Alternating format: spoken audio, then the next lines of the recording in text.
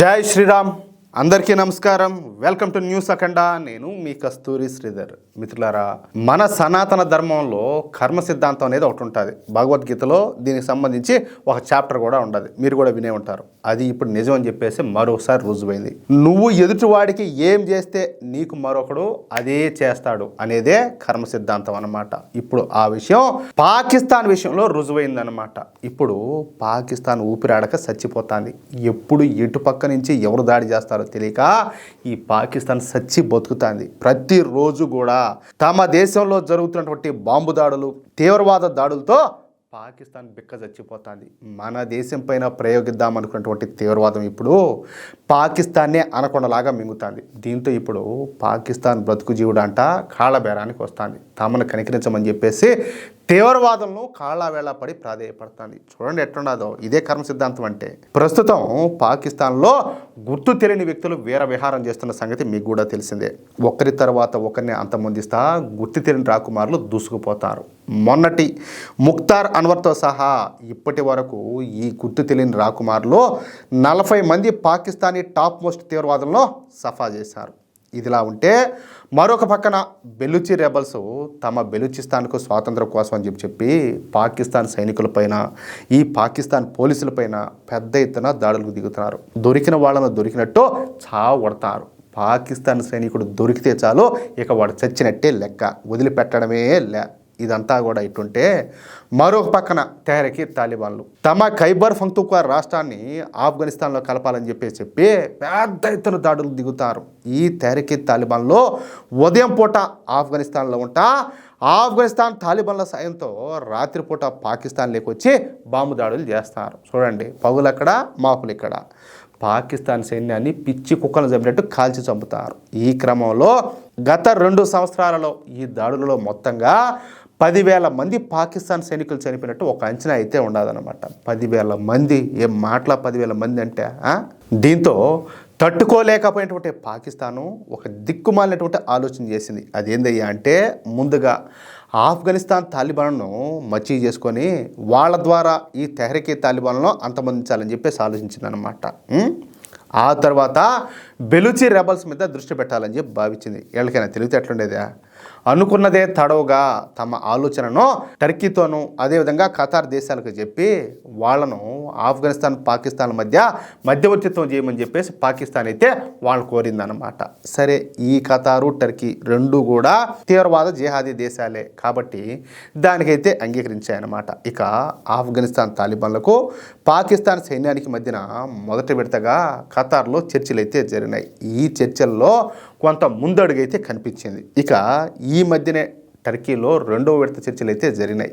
ఈ మధ్యలో భారత్ ఆఫ్ఘనిస్తాన్ మధ్యన చర్చలు జరిగినాయి అనమాట. అంటే మనకు ఆఫ్ఘనిస్తాన్కి మధ్యన. అయితే ఏం జరిగిందో ఏమో కానీ ఈ టర్కీలో పాకిస్తాన్తో జరుగుతున్నటువంటి శాంతి చర్చల నుంచి ఆఫ్ఘనిస్తాను మధ్యలోనే లేచి వెళ్ళిపోయిందన్నమాట. పాకిస్తాన్ అధికారులు చేతులు కాళ్ళు గడ్డం పట్టుకుని బ్రతిమలాడినా కూడా వినకుండా ఈ ఆఫ్ఘనిస్తాన్ తాలిబాన్లో చర్చల మధ్యలో నుంచే వెళ్ళిపోయినారనమాట. దీంతో ఆఫ్ఘనిస్తాన్ పాకిస్తాన్ దేశాల మధ్యన ఈ శాంతి చర్చలు విఫలమైపోయినాయని చెప్పేసి సాక్షాత్తు పాకిస్తానే ఒక ప్రకటన ద్వారా తెలియజేసింది. పాకిస్తాన్ సమాచార మంత్రి అయినటువంటి అతావుల్లా తరార్ ఈ విషయాన్ని అయితే స్పష్టం చేశాడనమాట.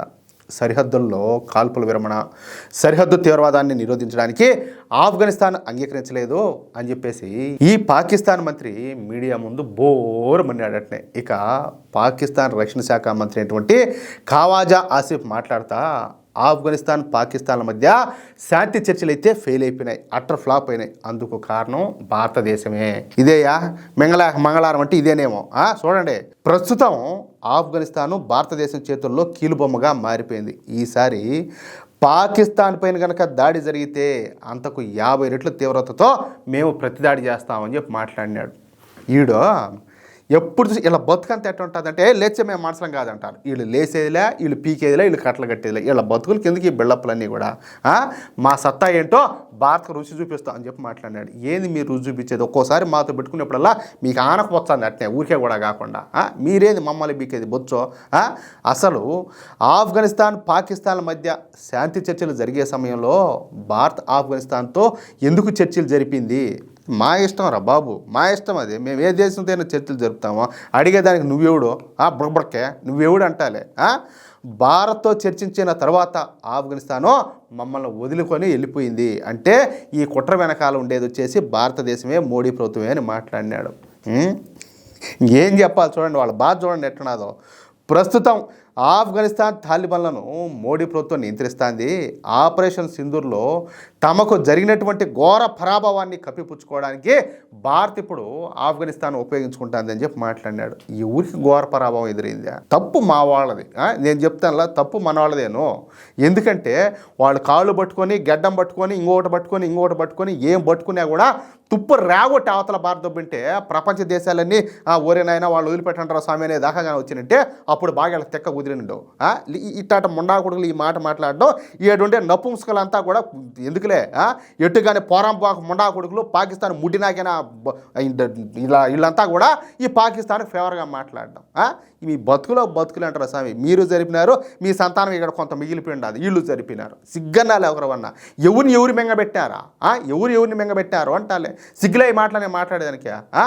మేము ఆఫ్ఘనిస్తాన్తో ఒక ఒప్పందానికి వెళ్ళినప్పుడల్లా భారత మధ్యలో దూరి ఆ ఒప్పందాలను జరగనీయకుండా అడ్డుపడుతుంది. అసలు మా పాకిస్తాన్లో తీవ్రవాద ఘటనలు జరగడానికి కారణం భారతదేశమేను. నరేంద్ర మోడీ ప్రభుత్వం వచ్చిన దగ్గర నుంచి పాకిస్తాన్ అంతా కూడా అల్లకల్లోలంగా మారిపోయిందని చెప్పి మాట్లాడినాడు. అది మీ చేతగాంతనం, మీ చేవదొచ్చింతనం, మీ దిక్కుమాలతనం. దానికి ఎవడేం చేస్తాడు? అడకదొబ్బుతారంటే ఎందుకు అడకదొబ్బరు? కాదులే, గతంలో ఏడున్న ప్రభుత్వాలు అడ్డం పెట్టుకొని ఏదో బొత్తా ఉన్నారు. ఇప్పుడు ఆ కథ లేదు. ఇప్పుడు సత్యబొత్తారు. భారతదేశాన్ని ఏదో ఒక విధంగా అడ్డుపెట్టుకొని ఈ ఫేక్ మనీ తయారు చేసి రకరకాలుగా ఏదో ఒక విధంగా ఈ ఉగ్రవాదాన్ని అడ్డుపెట్టుకొని ఏదో ఒక విధంగా కాలం ఎలదిస్తా ఉన్నారు. ఇప్పుడు ఆ పరిస్థితి లేదు కాబట్టి ఇప్పుడు అడకదొబ్బుతారు. అది మీ లోపం, అది మేమేం చేయాలా?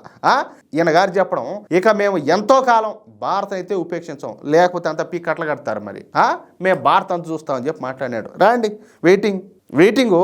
మా ఆర్మీ వాళ్ళు మరీ వెయిటింగ్లో ఉన్నారు. ఈసారి వచ్చారంటే ఏలా మడత పెట్టి కొడతారు, ఊరికే కూడా కాకుండా. మా సైనికులు పోరాట యోధులు అని చెప్పి మాట్లాడాడు. ఎవరు? ఇలా పాకిస్తాన్ వాళ్ళు అంట పోరాట యోధులు అంట. అందుకనే మీ తీవ్రవాదులు మగవాళ్ళు కాక ఆడవాళ్ళని తయారు చేస్తారు. ఇప్పుడు ఏది వచ్చి సూసైడ్ బాంబర్గా ఏదో చేద్దామని చెప్పి ఏదో పీకుదామని చెప్పేసి మీరంట చెప్పుడే అసలు సిగ్గుండాలా? ఏం సిగ్గులైటాడు మాటలన్నీ మాట్లాడేదానికే. ఈ విధంగా మన భారత మీద ఈ పాకిస్తాన్ రక్షణ శాఖ మంత్రి అయినటువంటి ఖవాజా ఆసిఫ్ ఎగిరిగిరి పడినాడు. ఎగిరినా కూడా వీళ్ళు పడేదాన్నే. కాదులే, అదేందో అన్నట్టు పెద్దవాళ్ళు సామి చెప్తారు, అన్నీ ఉన్నా ఆగు అణిగిమడిగి ఉంటే ఏమి లేదు ఎగిరిగిరి పడిందంట. వీళ్ళ బతుకు కూడా అదే ఇస్త్రాక లెక్క అనమాట. ఇది ఇలా ఉంటే ఈ ఖవాజా ఆసిఫ్ ఈ వ్యాఖ్యలు చేసిన వెంటనే ఆఫ్ఘనిస్తాన్ తాలిబాన్లు స్పందిస్తా మా విషయాల్లో భారత్ జోక్యం చేసుకుంటానని చెప్పేసి పాకిస్తాన్ చెప్పడం పచ్చి అబద్ధం. మేము స్వతంత్రంగానే ఈ నిర్ణయాలన్నీ కూడా తీసుకుంటున్నాం. పాకిస్తాన్ పెట్టినటువంటి ఏ కండిషన్లకు మేమైతే తలొగ్గేదే లే. ఎవరు ఎన్ని చెప్పినా పాకిస్తాన్ మేమైతే పట్టించుకోం. ఓవర్ యాక్షన్లుగా చేస్తే తాట తీస్తామంట. ఆఫ్ఘనిస్తాన్ తాలిబాన్లు ఈ పాకిస్తాన్కు స్పష్టమైనటువంటి సంకేతాలను జారీ చేశారు. ఇక పాకిస్తాన్ మాట కూడా మాట్లాడకుండా గట్టిగా పెట్టారు. ఏంది గడ్డి, అది విషయం. మిత్రులారా, ఈ న్యూస్ కనుక మీకు నచ్చినట్లయితే ఖచ్చితంగా ఈ న్యూస్ నలుగురికి షేర్ చేయండి. అలాగే ప్రతి ఒక్కరూ కూడా మీ యొక్క అమూల్యమైనటువంటి అభిప్రాయాలను కామెంట్ రూపంలో తెలియజేయండి. ఇంకో విషయం ఏంటంటే, ఇంతవరకు మీరు గనక మన ఛానల్ని సబ్స్క్రైబ్ చేసుకున్నట్లయితే ప్రతి ఒక్కరు కూడా మన ఛానల్ని సబ్స్క్రైబ్ చేసుకోండి, సపోర్ట్ చేయండి. అలాగే మీకు తెలిసినటువంటి జాతీయవాద మిత్రులకు మన ఛానల్ను పరిచయం చేయండి. ప్లీజ్ సపోర్ట్ చేయండి. జై శ్రీరామ్, జై హింద్.